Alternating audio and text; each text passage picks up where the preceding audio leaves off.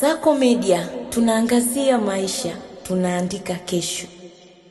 Taifa letu limebarikiwa kuwa na vyanzo vingi sana vya uzalishaji umeme. Tuna uwezo wa kuzalisha megawati zaidi ya 4,500 katika taifa letu. Leo hii tupo hapa kudhihirisha dhamira ya dhati ya serikali hii ya awamu ya 6 ya kuhakikisha Watanzania wanapata nishati ya umeme ya uhakika kwa kuwekeza fedha nyingi katika vituo kama hivi na njia ya kusafirisha. Mkoa wa Kagera unapokea umeme kutoka nchi jirani ya Uganda. Mkoa wa Kagera unaenda kuwa na umeme wa uhakika wakati wote ndani ya miezi 24.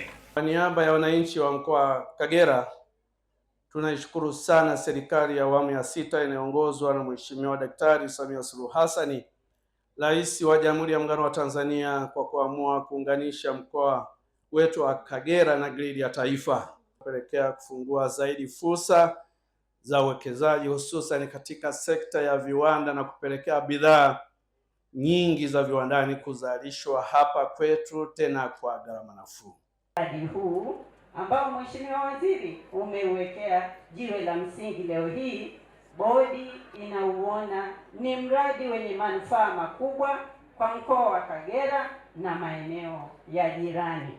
Hii ni kwa sababu tumeshuhudia wenyewe jinsi Mheshimiwa Rais anavyoendelea kutoa kipaumbele katika sekta ya nishati kama nguzo muhimu ya maendeleo ya taifa letu. Hapa tulipo tunao mradi ambao umegawanyika kwenye maeneo makubwa mawili. Eneo la kwanza ni ujenzi wa kituo cha kupoza umeme cha Benako chenye msongo wa kilovoti 220 kwa 33, ambacho pia kitahusisha usindikaji wa transformer 2 za ukubwa wa 60 MVA kila moja. Mheshimiwa mgeni rasmi, kazi hiyo inatekelezwa na mkandarasi Tibea kutoka nchini China. Eneo la pili, tuna kazi ya ujenzi wa njia ya kusafirisha umeme msongo wa kilovoti 220 kutoka hapa Benako wilaya ya Ngara kwenda Kiaka, umbali wa kilomita 166.17.